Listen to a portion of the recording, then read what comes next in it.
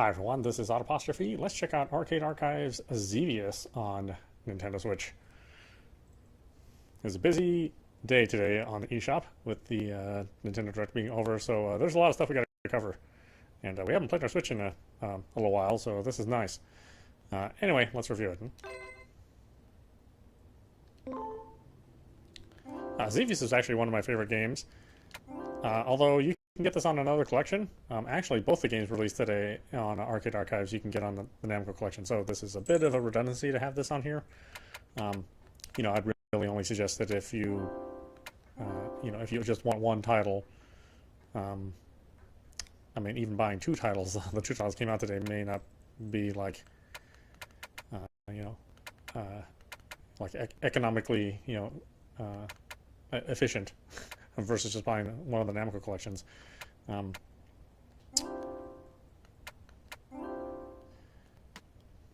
yeah, Xevious, I don't know if it was a, like a super influential game, but it did have some really good graphic fidelity, almost universally terrible sound, but really good gameplay, good solid gameplay. And is from '82, so it's definitely not a new game. Xevious has lived on, of course, with many sequels, sometimes not even being very much related to the original concept of the game at all. But yeah, original arcade version, more than happy to play this one. I think my favorite version of this one is, strangely enough, on the Atari 7800, which is one of those doomed to fail systems, mainly because it was competing against the original Nintendo Entertainment System.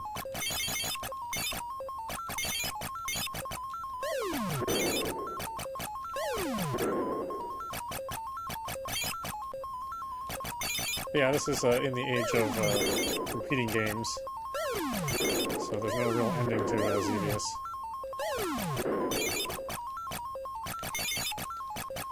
And yes, this is the only song you'll ever hear, if you even want to call it a song. But again, for its time, this thing was like mind-blowing. The animation of the twirling sprites really gave it a good 3D feel. The challenge was just about right.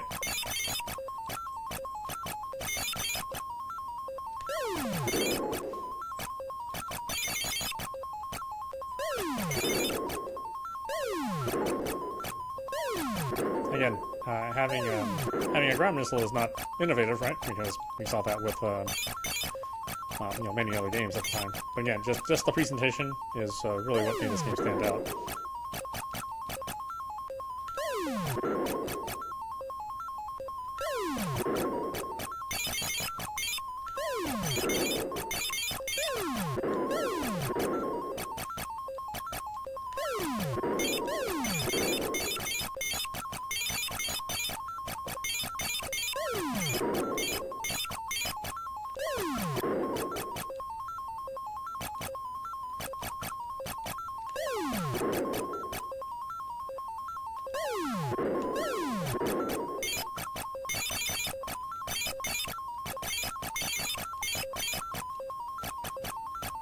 It's definitely how I remember it. All the sounds and everything are nice and accurate.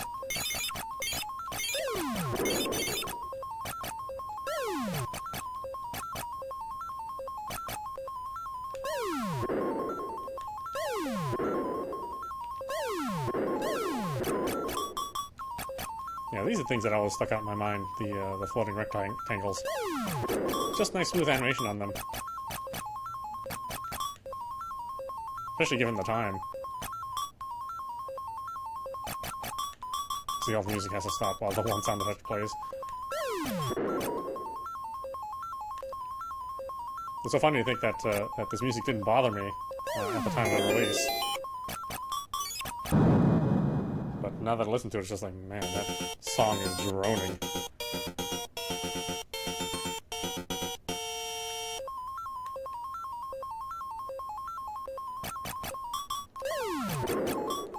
I'm not sure what they were thinking. I think this arcade board is actually pretty capable as far as sound goes.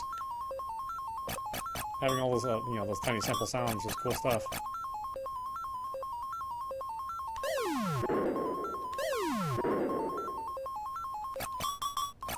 course, it's only in mono. Again, for an arcade game, didn't matter so much.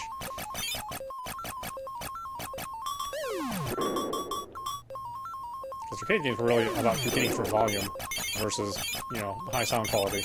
I mean, the higher sound quality games really didn't appear until much later.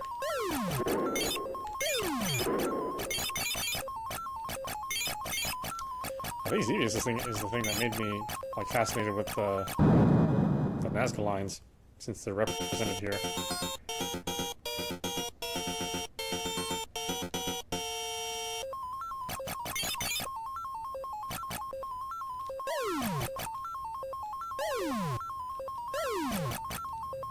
Tricky bastard.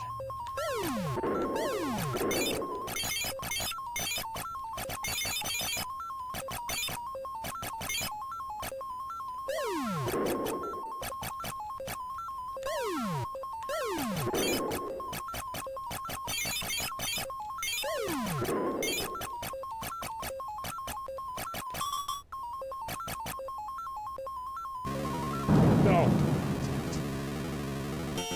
Right at the boss.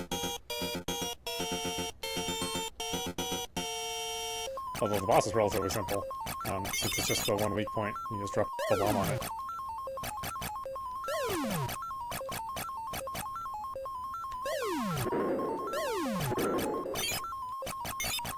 So it's tricky. I mean, it's a simple idea, but it's actually kind of hard to get that boss where you want him. All the little ships generating around it.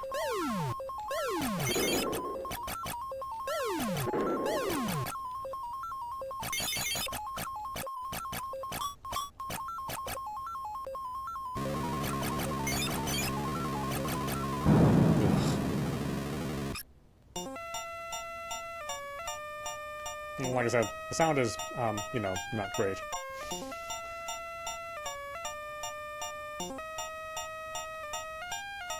Look at all the letters they offer you. I mean, it's actually a ton.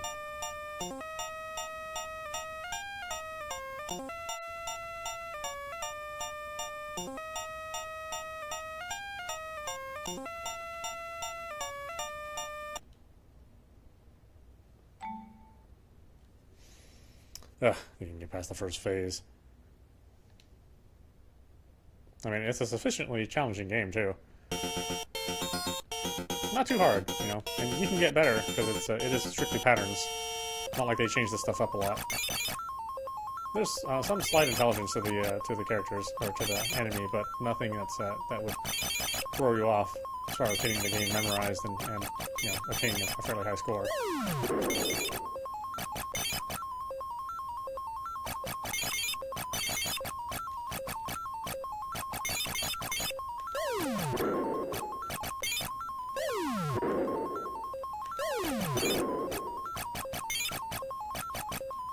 Yeah, unfortunately, you know, no parallax scrolling or anything like that. Again, you know, although there were games that had this parallax scrolling in this age, you know, it really wasn't all that common.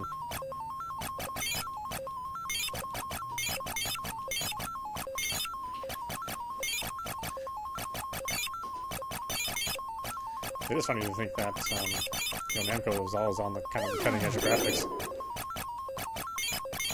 Ever since the very early days of Pac-Man, you know?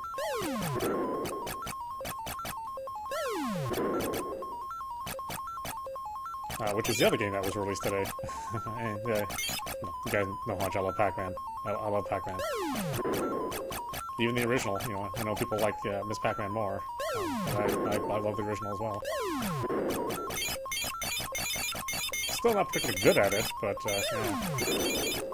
Again, doesn't make a whole lot of sense to get it in the arcade archives unless you like the interface of arcade archives for whatever reason. Oh jeez, I lost my video signal. Okay, what happened there? That was weird.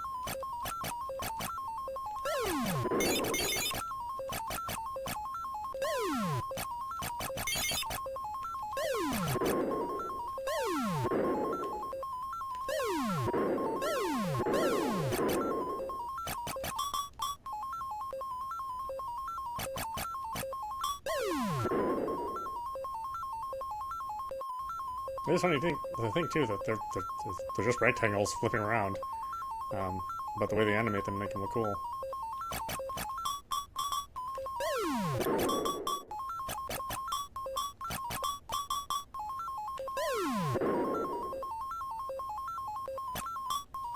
Oh, jeez.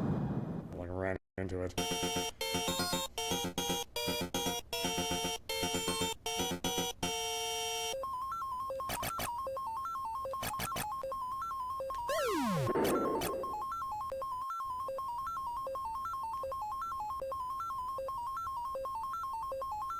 Listen to that music. Well, it passes as music, as background music. It's so weird that it's just the one tune, just the one, 1 second loop.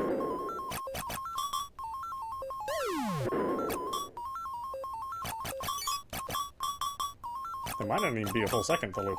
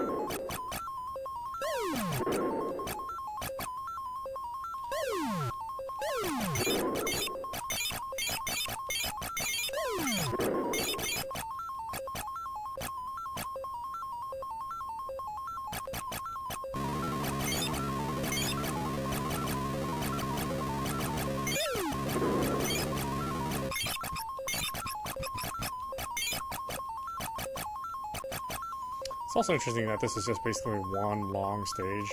It's not broken up into anything. Again, very, very uncommon for the time.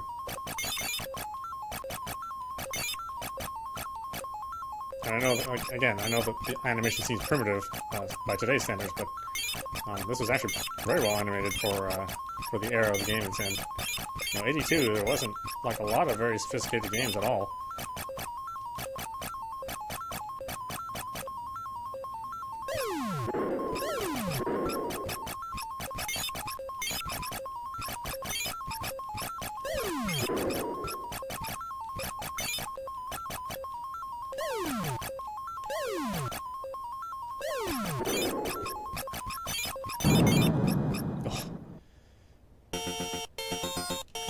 I'm so used to shmups having tiny hitboxes, but this is hitboxes like the full length of the ship.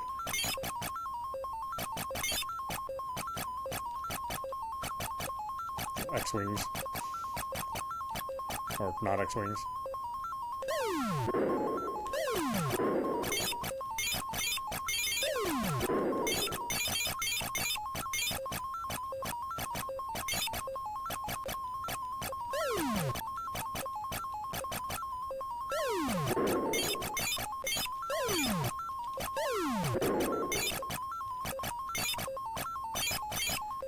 Not Millennium Falcons.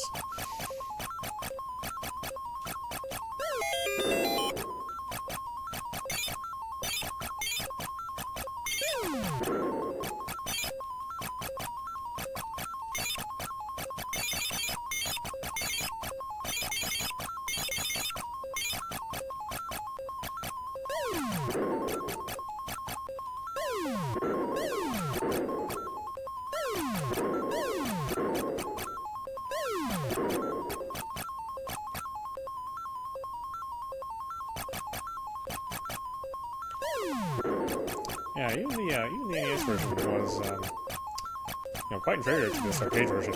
I mean, it represented it well enough, but definitely was not arcade perfect.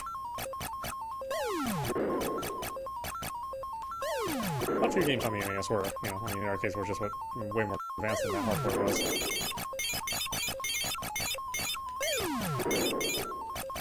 But, you know, what they lacked in power, they could give us in design.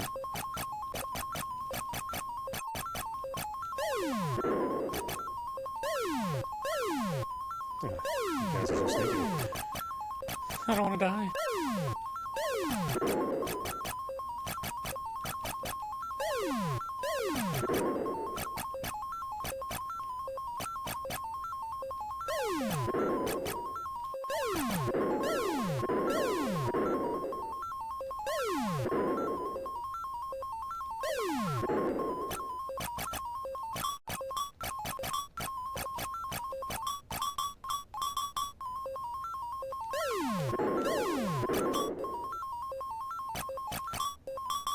I'm actually living a fairly long time, considering how I usually don't last this long when I'm playing Xevious. It does get to the point where it's really difficult to track all the enemies. And if you're greedy for your score, of course, you're always looking to destroy your ground targets, especially anything that shoots back at you.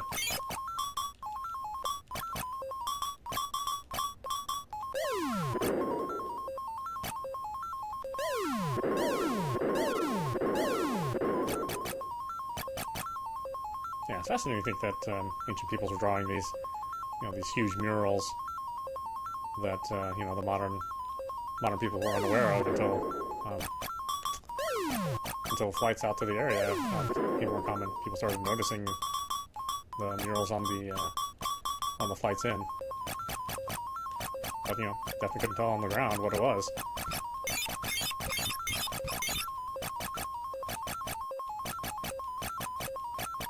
I don't know, we don't give ancient peoples enough credit for what they knew.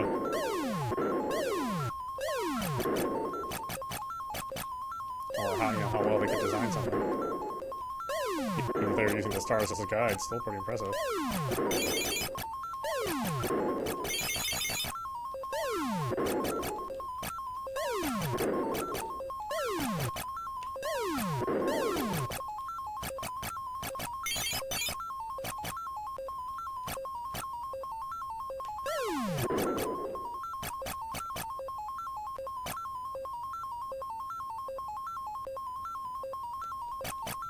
Does the sound driving you crazy yet?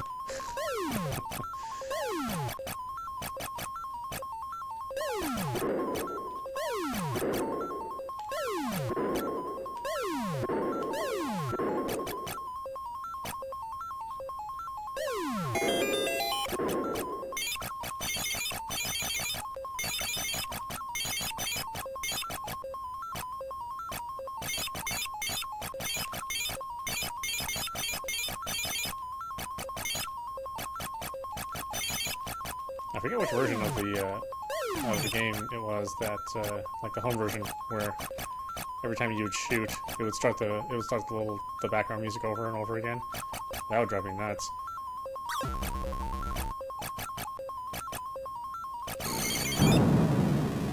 Oh, so tricky.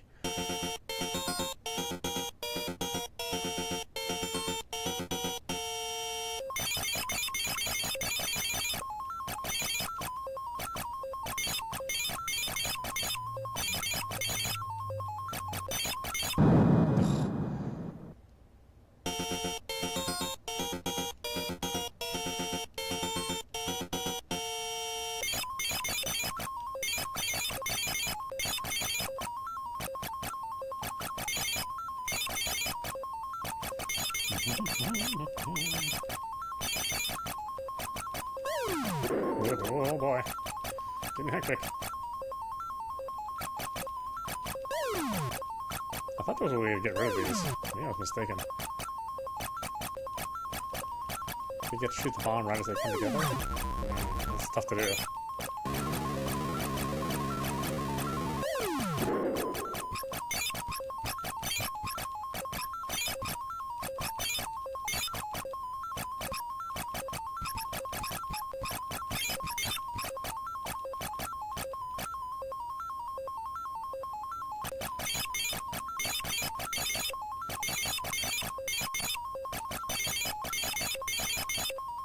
Oh, jeez. Raise it pours, I swear.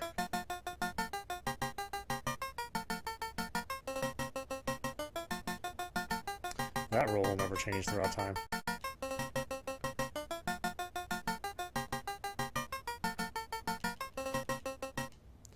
All right, there you go. Why don't we stop it there? This is audap. You've been watching Arcade Archives Xevious on Nintendo Switch. Yeah, this is exact emulation. If you remember Xevious, again, you know, to be a little older to remember this game. I don't know how a modern audience would feel about this shmup. I mean, it's a very simple one, certainly compared to what's out nowadays. But I think it's still well designed. And even though the music might drive you crazy, I think the challenge is there. And again, even though it's a repeating loop shooter, I think you still have fun with it and at least occupy a couple minutes of your time. You know, whether or not you think it's worth the $8, it's kind of up to you. But I love this game, so for me it's worth it. But yeah, check it out if you're into them, into these classic shmups. I think you'll have fun with it. Anyway, I hope you enjoyed watching. I will see you at the next stream.